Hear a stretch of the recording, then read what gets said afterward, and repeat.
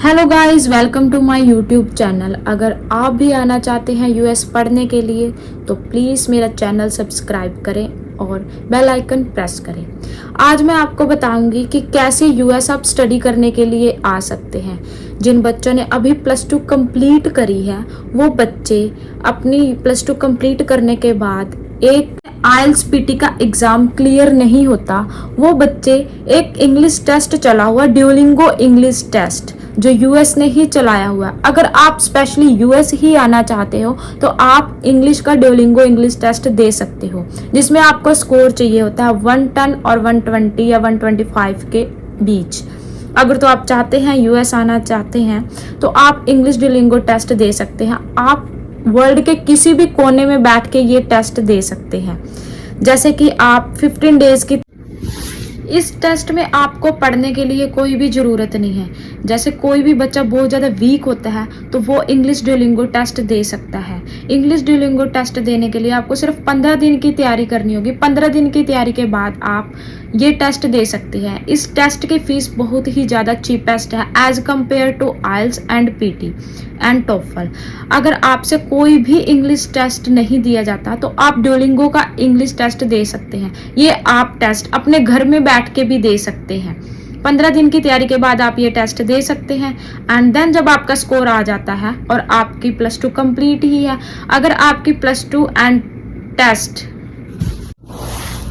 मैं आपको बताना चाहती हूँ कि जो बच्चे बहुत ज़्यादा वीक होते हैं, जो आइल्स पीटी नहीं कर सकते, वही बच्चे वो ड्यूलिंगो का इंग्लिश टेस्ट दे सकते हैं। बहुत ही आसान और इजी प्रोसेस है यूएस का। 2 महीने के प्रोसेस के बाद आप इजीली यूएस आ सकते हो।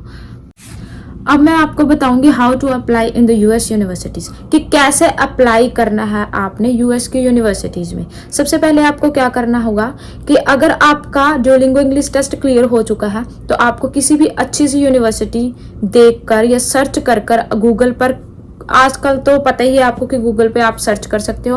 आप किसी भी रेपुटेड यूनिवर्सिटी या मीन्स पब्लिक यूनिवर्सिटी को आप सर्च करके देख सकते हो। इंग्लिश टेस्ट क्लियर करने के बाद आपको कॉलेज या यूनिवर्सिटी से आपको बनवाना होता है LOR और MOI। MOI का मतलब होता है medium of instruction. Medium of instruction means कि आपकी जो स्टडी है वो इंग्लिश में थी।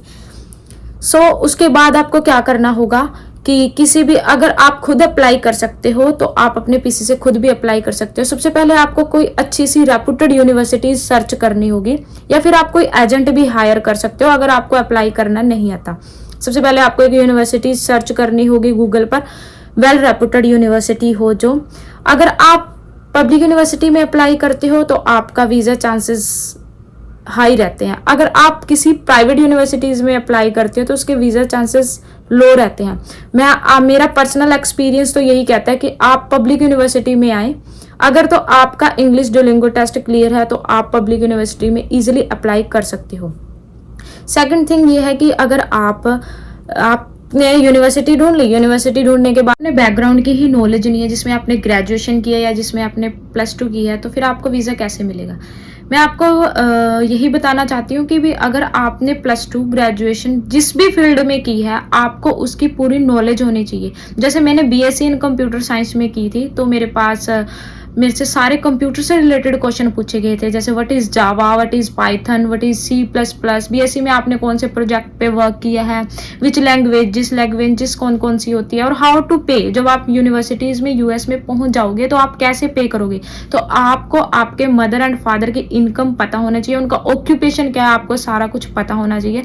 अगर जो आपके DS 160 फॉर्म में फिल किया गया है, अगर आपको वो चीज़ लर्न नहीं है तो आपको वीज़ा नहीं मिलेगा, आप वहीं पे रिजेक्ट हो जाओगे, क्योंकि आपको बोलने के लिए आपके पास कुछ होगा ही नहीं ना। एम्बेसी फीस फिल करने के बाद आपको क्या करना होता है, एम्बेसी फीस फिल कर दोगे, जब आपको वीज़ा इंटरव्यू डेट मिल जाएगी तो आपको इंटरव्यू देने के लिए एम्बेसी में जाना होता है। उसके बाद जब आप एम्बेसी में इंटरव्यू देने जाते हो तो उससे 2 दिन पहले आप फिल करना होता है आपको DS 160 फॉर्म।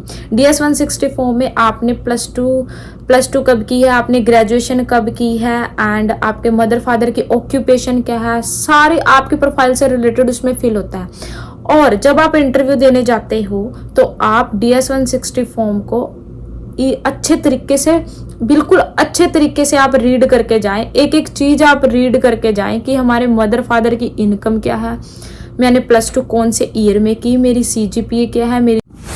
जब आपका DS 160 फॉर्म फिल हो जाता है तब आपको हर एक चीज़ आपने रीड करके जानी होती है कि आपके मदर एंड फादर की इनकम कितनी है, आपने +2 में क्या किया था, कौन से ईयर में आपने +2 कंप्लीट किया थी, अगर आपने ग्रेजुएशन की हुई है तो आपने कौन से ईयर में ग्रेजुएशन पास की थी, उसकी CGPA क्या है या GPA क्या है, कितनी परसेंटेज है, आपको हर एक चीज़ रीड करके जानी होती है।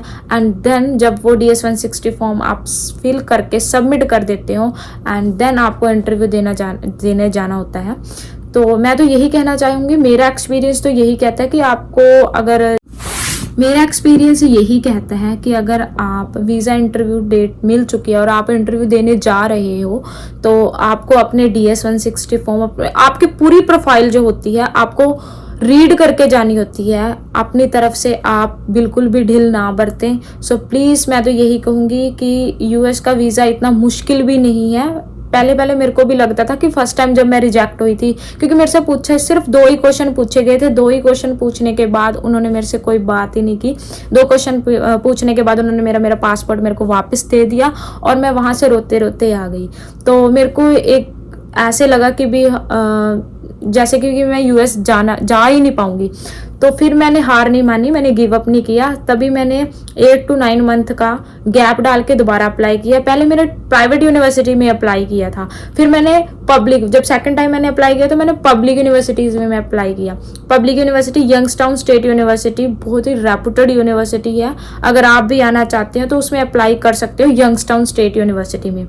बहुत ही अच्छी यूनिवर्सिटी है और अफोर्डेबल भी है, बहुत ही चीपेस्ट यूनिवर्सिटी है एंड आपको वीज़ा भी मिल जाएगा उस यूनिवर्सिटी का। रिकमेंड करूँगी कि अगर आप US पढ़ने आना चाहते हो तो आप पब्लिक यूनिवर्सिटीज़ में आए, क्योंकि अगर आप प्राइवेट यूनिवर्सिटी में अप्लाई करते हो तो उनकी वो अफोर्डेबल भी नहीं होगी और बहुत ही कॉस्टली होगी, क्योंकि यहाँ पे एक्सपेंसिव बहुत है, बच्चा काम करते करते फीस नहीं पे कर पाता। सो आप अगर US पढ़ने आना चाहते हो तो पब्लिक यूनिवर्सिटी में अप्लाई करें प्लीज़, आप प्राइवेट यूनिवर्सिटी में अप्लाई मत करें। और कहना चाहती हूँ कि ये अपने अंदर मिथ होता है कि अगर मैं दिल्ली इंटरव्यू दूंगा तो क्लियर नहीं होगा, अगर मैं मुंबई इंटरव्यू दूंगा तो क्लियर नहीं होगा। ऐसी कोई बात नहीं है। वो आप अपने आप को प्रिपेयर करके जाएं। अगर आप अपने आप को प्रिपेयर करके जाओगे तो आप कैसे कह सकते हो कि भी मेरा मुंबई इंटरव्यू क्लियर नहीं होगा, मेरा दिल्ली इंटरव्यू क्लियर नहीं होगा? आपका होगा, आपको मुंबई भी होगा, दिल्ली भी होगा। जिस भी एम्बेसी में आप जाओगे वहीं पे आपका वीज़ा इंटरव्यू क्लियर होगा। आपको अपने ऊपर विश्वास रखना है। मैं तो यही कहूँगी कि आप अपने ऊपर विश्वास रखोगे तो वीज़ा इंटरव्यू क्लियर होगा।